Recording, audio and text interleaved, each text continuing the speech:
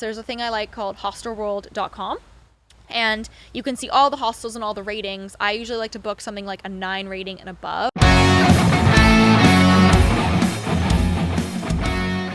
Like, what is the hostel experience? Because my dad's gone through it. My friends have gone through it.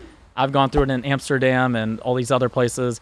What's it like being in a hostel, meeting random people? And then actually, most of the time you meet them, you start traveling together. Yeah, it's amazing. I think it's because it's almost like that freshman dorm syndrome.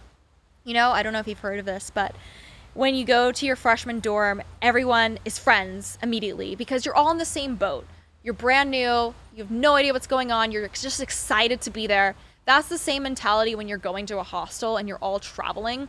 And everyone there has either like quit their job, starting a new phase in their life, or they're already digital nomad travelers. So everyone you're gonna meet is already very open and friendly and ready to meet people. So you don't have to be afraid of like, how do I talk to people, how to make friends, because everyone's already in that mindset. So it's not like LA. Like, of course, the mindset in LA, if you go up to someone, they're like, what do you want? Like, I have that mindset in LA too. When I go to different places, my mindset shifts based on the zone, just for safety reasons, but I try to force myself out of that. I try to have a travel mindset wherever I go because it leads to more opportunities and it shakes people up and people just don't expect it, especially in LA. But when you're traveling, like especially in a hostel, people are just so warm and welcoming, and you know, you got to book the right hostels. You can have a terrible hostel experience if you go to a place that is poorly run, has bed bugs, or you got to check the vibe of the place. There's a thing I like called hostelworld.com, and you can see all the hostels and all the ratings. I usually like to book something like a 9 rating and above, and I read all the reviews and I read bougie. No, I'm joking. No, like literally, because if it's like below that, there's been cases of bed bugs or like, you know, creepy people staying there. And I've literally stayed in a hostel with like a bunch of twin size beds and they're all dudes living there. And at first I was like, oh my God, this is so weird. Like, I don't know about this. But then I ended up becoming really good friends with one of the guys, and he was so respectful. He was like my older brother, and we traveled all around Thailand together, and we're still friends to this day. But, you know, check out the ratings. And one of the times I stayed at a hostel I didn't really like too much because it was like really, it's like different types of party hostels, right?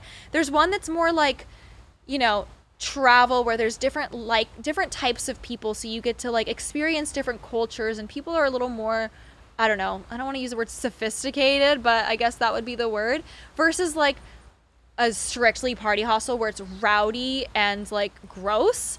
I don't like staying in those because that's like, I'm out of that phase of my life. Even at 22, it's the I party was like, hostel. There's different types though. It's really hard to describe. I can't fully describe it, but there's this one party hostel I stayed at where it was just a bunch of like 18-year-olds from the UK and Australia just wanting to get wasted every night. And there's nothing wrong with that, but the energy they had was just like, yeah, let's get wasted. And they're just like all over the place. And I'm like, I don't want to do that. So I ended up staying at a different hostel because I just wasn't in that mindset at the time. So just understanding when you're traveling, this is my biggest tip when you're booking a trip for solo traveling. What is your intention with this? Are you going because you want to go have fun and party, which there's nothing wrong with that. I did that for a bit. Or are you going for like a spiritual awakening and you want to learn more about yourself? Okay, write out what your intention is. What do you want to gain? Book hostels, book places with that. Maybe you want to be completely alone and you book a yoga retreat. That's, you know, totally fine too. You don't have to stay in a hostel if you don't want to. Right. But if you want to go meet people and explore like a more outgoing side of yourself, I would say stay in a hostel, look at the ratings, just make sure, like they literally have like types of vibes, like people will like click the type of vibe, and so you can look like party, or maybe it's more like bougie, or maybe it's more yoga focused. Like one of the hostels I stayed in Bali was like considered the #1 hostel on Hostel World for one of the years, and it literally looked like an amazing hotel. The rooms all had like marble.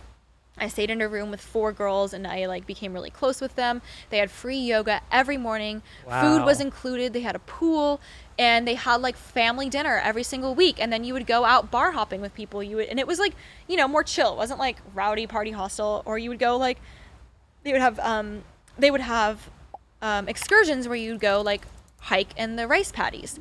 And it was just an amazing experience. And you would never guess it was hostel because it was so beautiful.